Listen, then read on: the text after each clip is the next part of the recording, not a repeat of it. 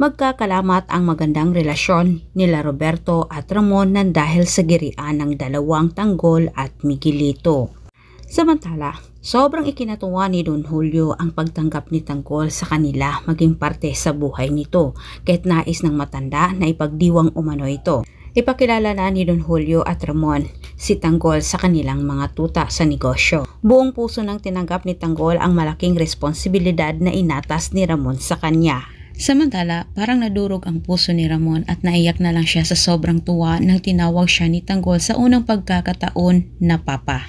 Diretsang sinabi ni Tanggol kay Ramon na gusto umano niyang magsimula silang dalawa bilang mag-ama. Sa puntong ito, hihirit na sana itong si Ramon patungkol kay Marites pero ayaw niyang magmadali. Hihintayin muna niya si Marites ang magsabi dito kay Tanggol.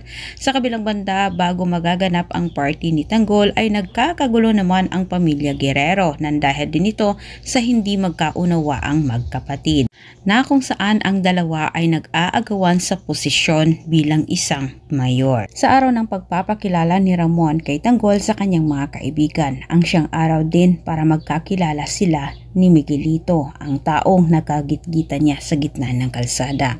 Mabilis ang dalawang mata sa tauhan ni Miguelito. Madali nilang nakita ang sasakyan nila Tanggol.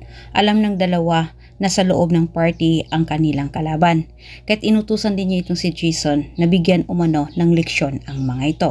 Kasama ni Tanggol sila Ramon at Don Julio, nakipag-usap sila sa kanilang kaibigan. Maya-maya lumapit na lang ang tauhan ni Divina kay Tanggol at ipinaalam kay Tanggol ang nangyaring gulo sa labas. Napapalaban sila Divina, Madonna at Inting sa dalawang tauhan ni Miguelito. Maya-maya dumating itong si Miguel at inawat ang mga ito. Tinakot ni Miguel itong si Madonna at hinamon pa niya ito.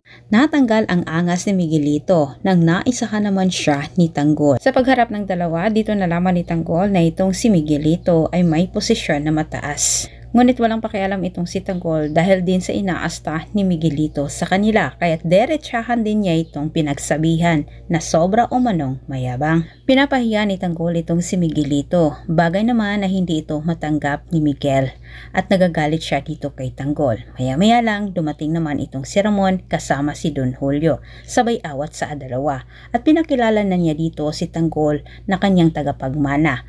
Nagulat ang lahat.